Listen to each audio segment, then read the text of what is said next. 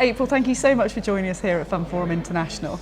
Now, you're here to talk about what we need to do to truly connect with the millennial generation. They're a huge untapped part of this market at the moment, aren't they? They are, and I think for so long, asset managers and wealth managers and people have really just been putting their heads in the sand and ignoring them and sort of hoping they'll go away because it's a different value proposition from what they're used to dealing with. What do they need to do to engage? They really need to shift their mindset, don't they? Yes, so I call it millennially minded. Obviously, I'm not a millennial, but everyone in financial services, particularly wealth management, asset management, that are selling products and services into this sector needs to think like they think.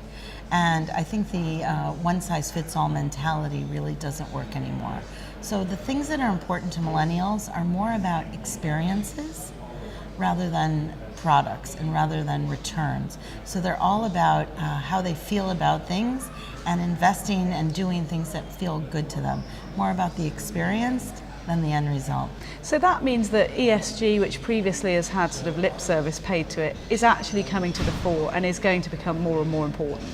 Yes, the real drivers behind ESG are women and millennials. Women are helping and driving their own children to these sort of new value propositions and moving away from returns. So what you're invested in and how it feels to you is really so much more important. And that's what makes ESG probably integral in everything that happens in the next years. And as a result, millennials don't sort of look to the big brands. Where the big brands have relied upon their reputations and their names in the past, they're not going to be able to do that. Excellent point. So the big brands actually are turn off rather than a turn on. They've seen their parents damaged by some of the things that have happened in the past, and they're really more about small versus big. It feels better to millennials and quite frankly others, right? I think our whole society has shifted and culture to work with someone who knows you where you're not a number. So millennials and people want to be viewed as people and not portfolios. So that's a real shift in the business proposition. Also at this time, obviously there's the engagement and use of AI, machine learning. Are these companies fully embracing that and the tech they need to embrace to be part of that revolution? So financial services, it's no secret, has really been a laggard in terms of technology. Now I'm seeing it more around the edges since I started my firm 10 years ago. And what I expect to see is really ramp up over the next couple of years so that things will really change dramatically.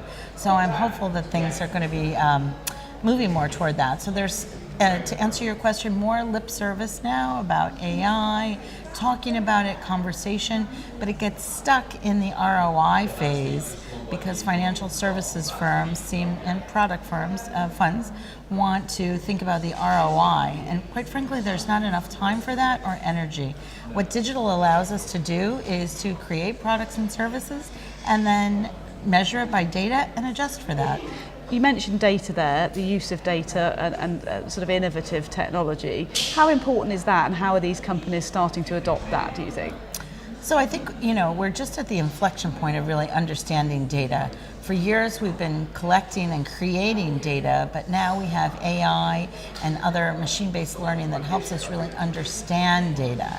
And that's what I'm hopeful about. And what that data will allow us to do is to customize products and services. So I think one of the most important things for people to take away from this conference is that there's no more one-size-fits-all type offering, that there can be multiple entry points. And there needs to be a sort of absolutely intrinsic desire to innovate throughout the whole company.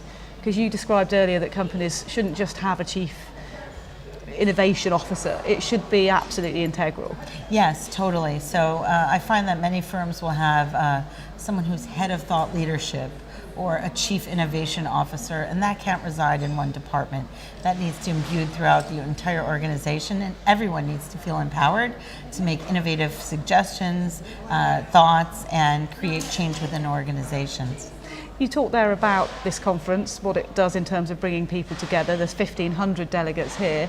What does it provide and what opportunities should come out of it?